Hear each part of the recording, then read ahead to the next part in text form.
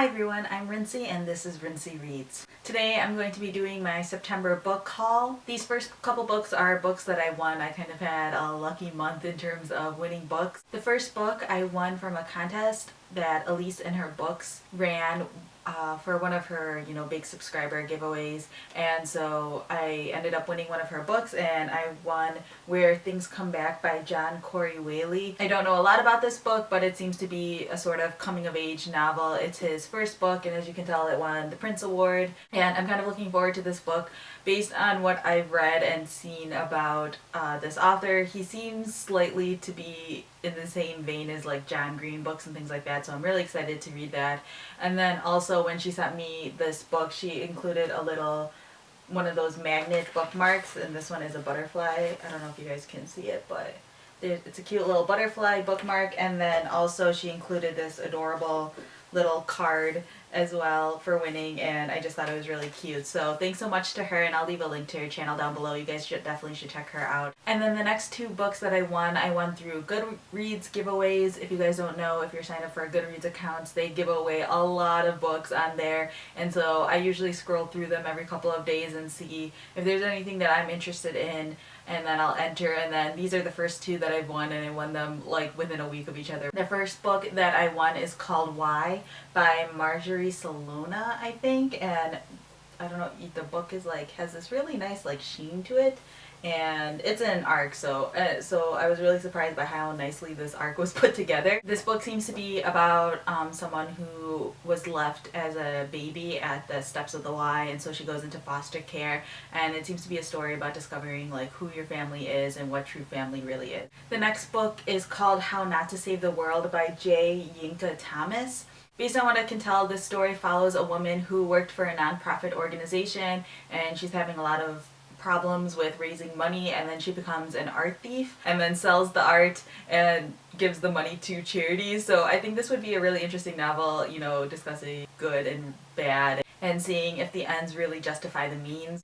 And as usual, I did buy some books this month. I'm not going to pretend like I'm on a book buying mad anymore because it doesn't mean anything. Half Price Books was having a sale for Labor Day weekend, and it was 20% off your entire purchase. So I decided to just browse around. I wasn't really looking for anything in particular, and so I was just kind of wandering and seeing if there was any of the books that caught my eye. And the first one that I picked up is The Disreputable History of Frankie Landau Banks by E. Lockhart. This is a book that I saw someone do a review on, and I don't remember who did it, but it sounded really interesting, and so the fact that I saw this in the YA section, I decided to pick it up. Anytime I can find a book that I really have been searching for in the YA section at Half Price Books, I tend to just buy them right away, because at least the Half Price Books around me, their YA section is pretty limited, and the books that they have are usually books I'm not interested in anyway, so I tend to grab them when I can. And then the next book I picked up, I actually found in the clearance section, so I was really excited. It was for $2, but then obviously it was cheaper than that because they were having their big sale, and that was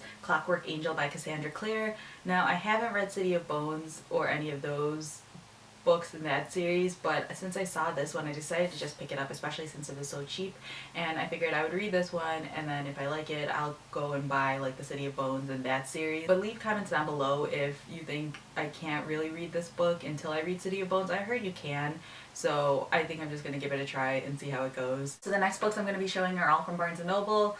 I have visited there a lot this month for various reasons. The first book is Geektastic. This book is a collection of short stories about being a geek or a nerd from various young adult authors. It's edited by Holly Black and Cecil Castellucci. I don't know who that person is, but I know who Holly Black is. It says on the bottom here that they're short stories from John Green, David Levithan, Scott Westerfeld, Cassandra Clare, M.T. Anderson, so there's a lot in here. The next book is The Devil All the Time by Donald Ray Pollock. This is a book I've heard nothing but amazing things about, and I wanted it since it came out in hardcover, but I don't like buying books in hardcover, so I was waiting for this to come out in paperback, and I finally saw it in Barnes & Noble, so I picked it up. Next is The Warmth of Other Suns by Isabel Wilkerson. This book has to deal with the migration of African Americans between 1920 and the 1970s, I believe, and so it just talks about that whole aspect of history. So I'm really excited to read this book. I don't read enough nonfiction anymore, and I'm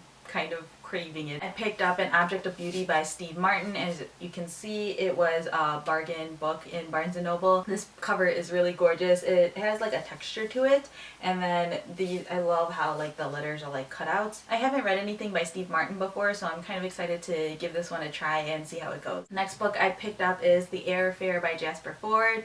Or I think that's how you say his name, I still don't know. It was really funny because I saw that he was coming to Chicagoland Bookstore in a couple of weeks, and I was like, oh, I really should read his books and try to see him when he comes. Since he's from England, he probably doesn't do a lot of tours in America very often. Then I went to Barnes & Noble and it was like featured as one of their discounted paperbacks, so I decided to pick it up. The only thing I'm worried about with this book is that I don't know anything about Jane Eyre, so hopefully I still enjoy it as much as I would if I did read Jane Eyre. So let me know if you read this book and if you need to know a lot about Jane Eyre in order to really get this book. Next book I picked up is Unbroken by Laura Hillenbrand? Not sure how you say her name. She's the author of Seabiscuit, and she wrote this book about World War II, and I'm really excited to read it because this has been getting amazing reviews from everyone I know around me. I heard it's a really inspiring story. So I didn't want to pick it up while it's still in hardcover because this book is really heavy, and I know it's going to be a pain in the butt to carry around, but I've been wanting it for so long, and it seems like it's not going to be coming out in paperback anytime soon, and I don't want to wait. And so I decided to pick it up because with the 40% off for being a member, and then I also had a 20% off coupon, so it only ended up being $10 for a hardcover, so I figured that's not bad, and I can also read this to indulge my nonfiction craving. And finally, I decided that in the month of October, I'm going to be reading and reviewing a lot of scary or horror or paranormal-esque type books during the month, so I ended up picking up 2 books. The first one is Ray Bradbury's The Halloween Tree. I've been wanting to read more Ray Bradbury since I read Fahrenheit 451, so I decided to pick this one up. It seemed rather apt. I know he has a couple other books. The other one I was thinking about getting is Something Wicked This Way Comes, but I ended up picking up The Halloween Tree because, you know, it says Halloween in the title. And the final one is Anna Dressed in Blood by Kendra Blake. I've been hearing really good things about this one in the booktuber community. I heard it actually is kind of scary, although there are a couple people who said it wasn't really scary, but I feel like I'll find it scary because I'm kind of a big baby and I think everything is horrifying. I don't ever watch scary movies or read scary books, or I hate haunted houses, everything. I'm a really big baby when it comes to horror stuff, so I feel like this one actually will freak me out. So yeah, those are all of the books that I read this month.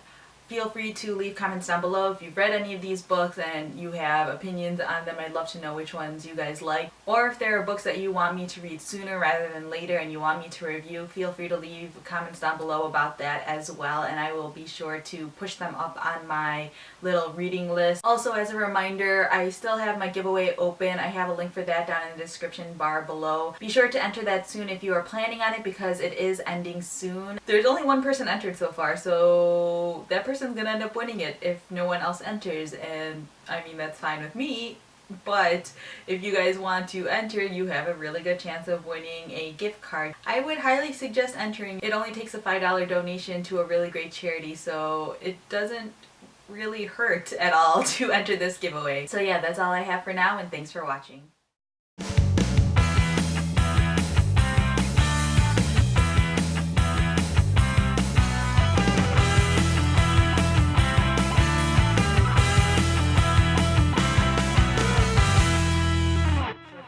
About being a geek or nerd from various young adult novelists. That was weird. I had to get started on this stupid phone. Migration of African Americans in America, obviously.